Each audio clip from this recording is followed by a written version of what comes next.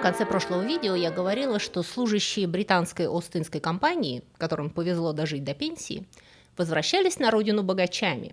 Они покупали поместья и с ними титулы. Земляки, с иронией плохо скрывавшей зависть, называли их набобами.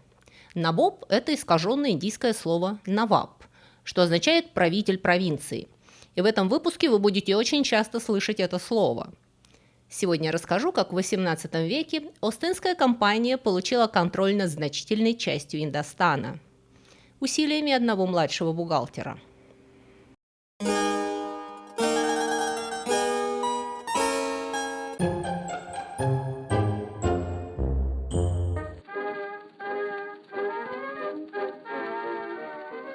Как я вам уже сообщала, последний из действительно великих моголов, падишах Аурангзеб, правитель всей Индии, был неприятной личностью.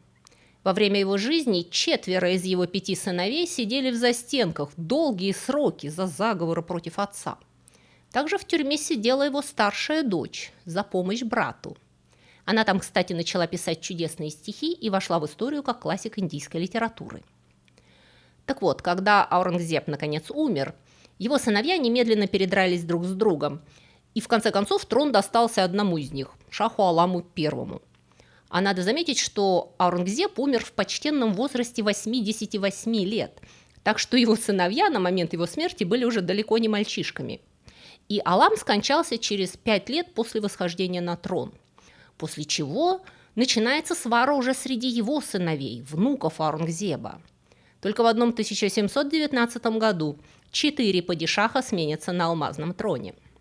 В конце концов, когда выживший в этой Санта-Барбаре Мухаммед Шах перебил всех своих врагов и смог наконец отдышаться и оглядеться по сторонам, он обнаружил, что Великая империя прадеда, за которую он сражался с родственниками, превратилась в черт знает что. Религиозная нетерпимость и политическая жесткость Аурангзеба привели к тому, что в конце его правления большие густонаселенные части его раздувшейся империи начали восставать. Аурангзеб провел конец жизни во внутренних войнах, пытаясь предотвратить распад империи, и когда он умер, этот процесс было уже не остановить. Пока наследники отравляли и ослепляли друг друга, провинции империи, населенные немусульманским населением, поднимали восстания и начинали войны. На севере, в Пенджабе, восстали сикхи.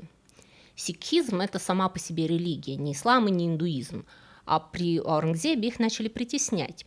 Так вот, Пенджаб отпал уже в 1716 году. Маратхи, жители Центральной Индии, индуисты, тоже восстают против падишахов, и в конце концов они образуют огромную конфедерацию независимых княжеств, занимавшую фактически весь центр Индостана. Под шумок губернаторы формально подчиненных падишаху областей, таких как Хайдарабад, Авад и Бенгалия, успешно добились давней мечты. Они сделали свою власть наследственной и практически независимой от центра. Навабы и низамы областей посылают в Дели только поздравительные открытки и уверения в совершенном почтении, но не помогают великим моголам, когда те пытаются защититься от нападений извне, которые учащаются. И в 1739 году персидский шах Надир-шах Афшар, перебрался через Гималаи, разграбил и сжег Дели и увез с собой в Персию знаменитый павлиний трон, символ власти великих моголов. За персами последовали афганцы, совершившие несколько страшных набегов, и в конце концов аннексировавшие весь север бывшей империи. Царство Аурангзеба перестает существовать. Говоря словами Карла Маркса, верховная власть великого могола была свергнута его наместниками. Могущество наместников было сломлено маратхами, могущество маратхов было сломлено афганцами, и пока все воевали против всех, нагрянул британец и сумел покорить их всех. И я даже знаю имя этого британца. Его звали Роберт Клайв.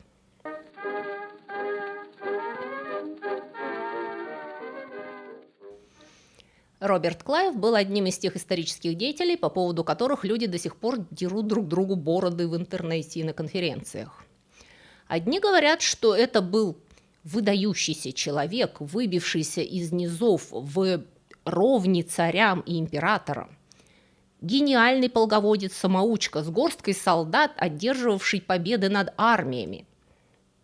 Другие говорят, что это был буйный кровожадный социопат, беспокоившийся только о своей наживе и воплощавший все плохое, что было в правлении Остинской компании. Я не знаю, кто прав, я знаю только одно. Кем Клайв точно никогда не был, он не был пешкой. Он родился в Шропшире в семье мелкого помещика. Несмотря на то, что Роберт был мальчиком маленьким и болезненным, он с детства начал доставлять массу проблем родителям и учителям. Задиристый, гиперактивный и абсолютно бесстрашный, он организовывал вокруг себя таких же малолетних хулиганов, и они терроризировали местные лавки. Никаких способностей, какой бы то ни было службе, он не выказывал. Также он имел большие проблемы с дисциплиной.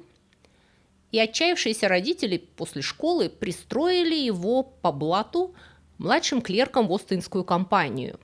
И весь Шропшир вздохнул с облегчением, когда юный Клайв отбыл по месту назначения в Индию. А надо заметить, что в те годы главным соперником Великобритании в Индии была не Индия, а Франция. Потому что Франция к концу предыдущего века сообразила, где деньги раздают, и начала активно закрепляться на индийском субконтиненте. Ее собственная Остинская компания была фактически национализирована и подчинена королю. И к началу XVIII века ее доход был уже сравним с доходом британской компании. И Франция заимела бредовую идею подчинить себе всю Индию. И с этой целью начала организовывать местную армию из сипаев, местных наемных солдат, вооружая и тренируя их по последнему слову техники и европейского военного искусства. Очень быстро стало очевидно, что европейские тренированные полки, даже набранные из местных, гораздо эффективнее как армии маратхов, так и прочих индийских воевод, что позволило французской компании фактически начать делать деньги как частная охранная фирма, снабжающая всех, кто платил, наемными солдатами. И в развернувшейся феодальной войне индийские правители областей выработали привычку обращаться к белым за военной помощью. И это стало еще одним фактором для увеличения самостоятельности областей империи от Дели, и в конце концов это привело к тому, что индийцы потеряли власть над Индией. Между тем в Европе тоже началась масштабная война за передел наследства покойного императора. Только это был император Священной Римской империи Карл VI. Это называлась «Война за австрийское наследство», и в ней не участвовал только ленивый. Вся Европа поделилась на два лагеря – за Австрию и за Пруссию. Англия поддерживала Австрию, Франция была против, и в 1744 году они были в состоянии войны. В июле 1745-го британская эскадра подготовилась к атаке на Пондичерри. Это важнейший французский город-порт в Индии. Если вы сейчас почувствовали сильное дежавю, и вам кажется, что вы от меня уже слышали это название, вы его читали в истории об упорном астрономе Гийоме Лежентье, который поехал в Индию наблюдать прохождение Венеры через диск Солнца, опоздал и решил остаться там на 8 лет, и пока он там торчал, про него забыли в Европе. Подписывайтесь, кстати, на мои блоги, где я рассказываю подобные истории. Ссылка внизу. В ответ на этот акт агрессии французские войска без особых проблем выбили англичан из Мадраса, продемонстрировав преимущество регулярных войск короля против пестрой банды наемников британской Остинской компании. Британское руководство было взято в плен и отправлено в Пондичерри. Остальных жителей попросили принести торжественную клятву не воевать против французов. Так вот, среди служащих компании в Мадрасе находился тогда и 20-летний бухгалтер Роберт Клайв, подыхавший там со скуки и уже однажды покушавшийся на самоубийство. То есть джентльменская гордость ему тогда была явно дороже жизни. И он отказывается давать присягу, переодевается индусом и под покровом ночи с 3 товарищами выбирается из форта под носом французской охраны, уходит в соседний британский форт Сент-Дэвид. Это, между прочим, 80 километров по джунглям. И там записывается в армию. Потому что в этот момент британская Остинская компания отчетливо вспоминает о том, что по хартии королевы Елизаветы Им даровано право нанимать армию и вести войну для защиты своих интересов в колониях.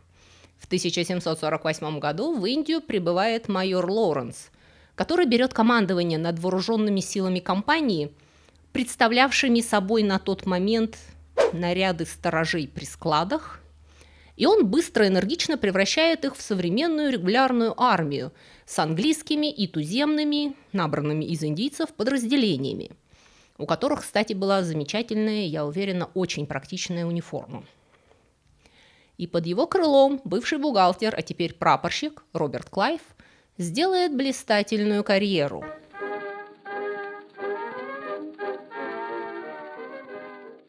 Взятие французами Мадраса было началом Карнатикских войн. Карнатик – это большой регион на юго-восточном побережье Индостана.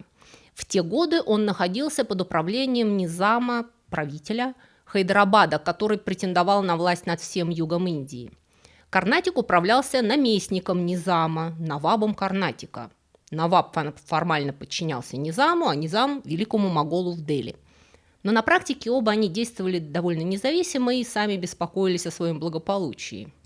И на их территории находились два важнейших порта европейцев – английский Мадрас и французский Пандичерри. Я проверила по Google карте, сейчас между ними можно доехать на машине за 3 часа, если нет пробок. Карнатикские войны начались как продолжение Европейской войны в Индии. Но в этот конфликт быстро ввязались местные индийские правители. Поэтому с концом войны за австрийское наследство драки в Карнатике не прекратились. После смерти низама Хайдарабада началась династическая распря, в которой французы встали на сторону законного наследника, и когда он победил, он наградил их рядом территорий, которые вроде как до этого находились под британским контролем. Англичанам это, мягко говоря, не понравилось. Летом 1751 года последний их союзник в регионе был осажден в Триханополии войсками Наваба. Положение британцев в Мадрасе, им его вернули по мирному соглашению, стало очень шатким. Они были окружены врагами. Того и гляди, весь Карнатик перейдет под французский контроль. И прапорщик Клайв предложил возглавить атаку на столицу Карнатика Аркот с целью заставить Наваба снять осаду с Триханополии, если ему дадут звание капитана. Звание – это примерно все, что ему могли дать. Клайва могли снабдить только отрядом из 200 европейцев, 300 сипаев и 3 небольшими пушками. Из 8 офицеров 4 было бывшими гражданскими лицами, такими же, как он сам. И с этими силами Клайв совершает беспрецедентный марш-бросок через джунгли под проливными муссонными дождями и через 3 дня доходит до Аркота. И гарнизон города, узнав о стремительном приближении врага, в ужасе бросает форт, и Клайв занимает столицу Карнатика без единого выстрела. Как и ожидалось, Наваб, осознав, перед какими крошечными силами бежал его гарнизон, отправил своего сына отбивать назад Аркот. 3 месяца Клайв удерживал Аркот со своими оставшимися 300 солдатами против армии принца, насчитывавшей 11 тысяч человек, плюс боевые слоны. На рассвете 14 ноября 1751 года индийские войска пошли на штурм крепости Аркот. На таран ворот погнали боевых слонов с бронированными пластинами на головах. Со стен их накрыла лавина мушкетного огня. Если вы смотрели видео про боевых слонов, вы уже догадываетесь, к чему это привело.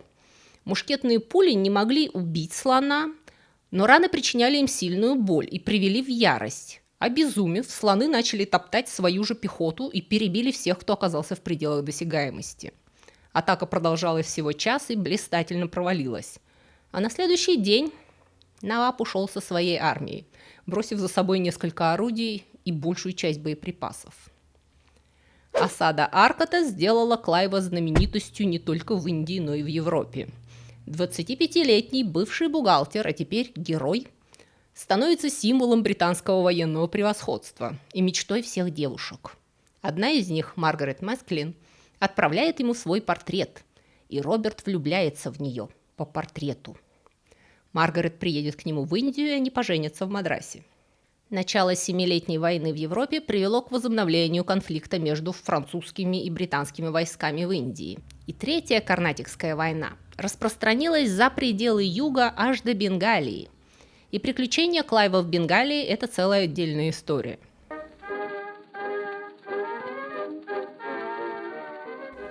Бенгалия великих моголов была самым богатым регионом на субконтиненте. Ее называли «раем народов». На должность губернатора Субадара назначали членов императорской семьи. Но к XVIII веку Бенгалия стала базой полунезависимой местной аристократии во главе с навабами. В 1717 году Падишах признал наследственную власть правителя Бенгалии, который отныне назывался Наваб Бенгалии, Бихара и Орисы, поскольку он правил всеми тремя регионами. Это значительный кусок Северного Индостана. Это был самый промышленно развитый, экономически благополучный регион страны. И британская Ост-Индская компания до 70% своих доходов получала от торговли в Бенгалии через свои фактории, главной из которых была Калькутта. В 1756 году британская и французская Ост-Индские компании со дня на день ждали возобновления войны, и обе компании начали укреплять свои фактории, превращая их в полноценные крепости. Новый наваб Бенгалии, Сирадж ад-Даула, не был в восторге от того, что иностранные так называемые купцы строят на его территории военные укрепления. И он приказал французам и британцам остановить строительство. Французы подчинились, британцы же проигнорировали приказ и превратили старый форт Вильям, прикрывавший Калькутту со стороны реки, в отличное современное фортификационное сооружение. И этот новый форт был немедленно атакован раздраженным навабом. В форте оставалось на тот момент 146 человек под командованием Джона Хоуэлла, бюрократа Ост-Индской компании, бывшего военного хирурга, собирателя индийских древностей, энтузиаста индийской философии и вегетарианца. Замечательного в своем роде неординарного человека, от которого мы по преимуществу и узнали о последующих событиях. После того, как форт Вильям был взят, Хоуэлл лично встретился с навабом, и тот уверил его, что пленным не причинят вреда. Был уже вечер, около 8 часов, и всех арестованных, солдат и мирных жителей, англичан и индийцев Гурто, загнали в тюрьму форта. Это была камера площадью 4 на 5 метров, предназначенная для содержания 2-3 от силы 5 человек. Туда, по уверениям Хоуэлла, затолкали 146. Дверь закрылась с трудом. И оставили их там на всю жаркую индийскую ночь без воды и почти без вентиляции. На следующее утро в 6 утра, когда Сирадж ад-Даула проснулся и приказал открыть дверь тюрьмы, в живых оставалось только 23 пленника. Остальные задохнулись или умерли от теплового удара, или были задавлены. Инцидент в Калькутте, его будут называть «черная дыра Калькутты», преисполнил каждого англичанина негодованием и жаждой мести. И в Мадрасе президент Ост-Индской компании приказал немедленно отбить Калькутту. И кто, как непрославленный Клайв, был отправлен вершить возмездие. Калькутта была отобрана назад с легкостью, но через месяц наваб вернулся со впечатляющими силами в 40 тысяч кавалеристов, 60 тысяч пехотинцев и 30 пушек. Это было значительно больше, чем силы Клайва, насчитывавшие тогда меньше 2000 человек и 14 полевых орудий. Клайв, всегда считавший нападение лучшей защитой, атаковал лагерь наваба ранним утром 5 февраля 1757 года. Он провел свой небольшой отряд через весь лагерь противника под шквальным огнем со всех сторон. К полудню отряд Клайва прорвал линию осаждающих и благополучно вернулся в крепость. Хотя это не было победой с военной точки зрения, они ничего не добились. Внезапное британское нападение так деморализовало Сирадж ад-Даула, что он махнул рукой на Калькутту и отвел войска. У наваба вообще было уже много проблем, он сам даже не подозревал сколько. Внутри его собственной семьи зрел заговор. Его дядя, Мир Джафар, возглавил заговорщиков и сговорился с англичанами о взаимной поддержке. Компания решила, что наваб Сирадж им не нравится, и они хотели бы посадить на трон Бенгалии свою марионетку, которая не будет атаковать их фактории. И Мир Джафар казался прекрасным претендентом. Он пообещал не только поддерживать британцев, но и выплатить компании огромную компенсацию за Калькутту. Но открыто выступать против племянника он отказался и хотел, чтобы англичане своими руками очистили для него трон. 21 июня 1757 года, в разгар первого муссонного дождя, Клайв прибыл со своими силами на берег реки Хугли в деревне Палаши, которую англичане называли Плеси. Вся его армия насчитывала 1100 европейцев и 2100 сипаев с 9 полевыми орудиями, и напротив их широким полукругом выстроилась армия Сирадж-ад-Даула. 18 тысяч конных, 50 тысяч пеших и 53 единицы тяжелой артиллерии, которой управлялись французские артиллеристы. Не хватайтесь за калькулятор, я уже подсчитала. Армия Наваба превосходила англичан по численности в 23 раза. Впервые в своей карьере Клайв колебался и созвал совет офицеров, чтобы решить, как он выразился, будет ли нам в нынешней ситуации благоразумным атаковать или нам следует подождать, пока к нам придет какая-нибудь помощь. Сам Клайв голосовал за отсрочку. Но тут ему принесли письмо с той стороны от Мир-Джафара, где тот обещал не вступать в бой против англичан. Вся надежда Клайва была на предателя. И 23 июня произошло сражение при Плеси, которое считается решающей битвой, утвердившей власть британцев в Бенгалии, а потом и во всей Индии. При этом, собственно, сражение было крайне незначительным. Довольно скоро разразился сильный ливень. Англичане быстро укрыли свои пушки. Армия Наваба же фактически потеряла артиллерию, потому что порох намок, все намокло. Начальник индийской кавалерии сделал наивный вывод, что артиллерия англичан тоже, должно быть, пришла в негодность, и повел свое подразделение в атаку. Но они нарвались на ливень картечи. Между тем Мир-Джафар выполнил обещание и не двинулся с места. Говорят, что Наваб Сирадж швырял свой тюрбан ему под ноги и умолял его защитить. Но Мир-Джафар пальцем не пошевельнул, чтобы спасти племянника, который бросил армию и сбежал, после чего англичане пошли в атаку и смяли ряды индийцев. Мир-Джафар был провозглашен Навабом, а Сираджа догнали и убили. И вроде бы на секунду все стало хорошо, но тут вдруг очнулся император великих моголов.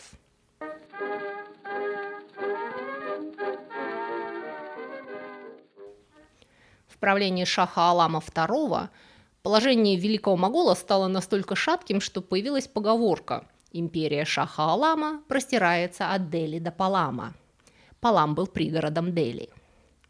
И вот в 1760 году шах делает последнюю отчаянную попытку вернуть себе былое могущество и отправляет сына с 30-тысячной армией возвращать себе отколовшийся Восток.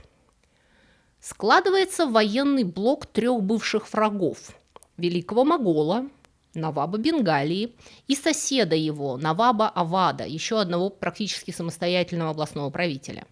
И они вместе идут войной на британскую Остинскую компанию, на Калькутту. Но Клайва там уже нет. После 4 лет каторжной работы по реорганизации армии и по укреплению и отстройке Калькутты его здоровье пошатнулось, и он вернулся в Англию. Окончательное военное поражение империи великих моголов нанесет другой англичанин, майор Гектор Монро. Прибыв из Англии, Монро начал с того, что жестоко подавил мятеж в сипайских войсках, расстреляв 20 вожаков пушками, как на картине Верещагина из учебника истории. Восстановив таким образом дисциплину, 22 октября 1764 года Монро атаковал объединенную армию великого могола и Навабов Авада и Бенгалии при Буксаре. На деле индийская армия не была такой уж объединенной, и Монро удалось разбить ее с силами в 5 раз меньшими, чем у противника. Великий могол идет на поклон к Остинской компании. Клайв, которого срочно вызывают назад в Мадрас, в 3-й раз оказывается в Индии, теперь в чине губернатора и главнокомандующего. Ему только что исполнилось 40 лет. 12 августа 1765 года шах Алам II и генерал Клайв подписывают Аллахабадский договор. Шах предоставляет Остинской компании дивани – право собирать налоги с Бенгалии в обмен на ежегодную дань в размере 2,6 миллиона рупий. Компания получила фактический контроль за жизнью более чем 20 миллионов человек, получая доход в размере 4 миллионов фунтов стерлингов, что эквивалентно 580 миллионам фунтов стерлингов в наше время. Покидая Индию насовсем в 1767 году, Клайв напишет своим сменщикам: «Мы понимаем, что с момента приобретения Дивани власть, ранее принадлежавшая субадарам провинций, фактически полностью принадлежит Остинской компании. Шаху не остается ничего, кроме имени и тени власти. И тем не менее, это имя и эту тень мы обязаны чтить».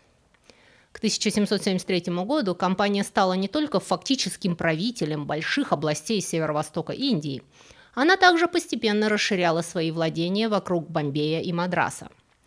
Войны с Майсурским султанатом и с маратхами обеспечат ей контроль над Восточной и Центральной Индией.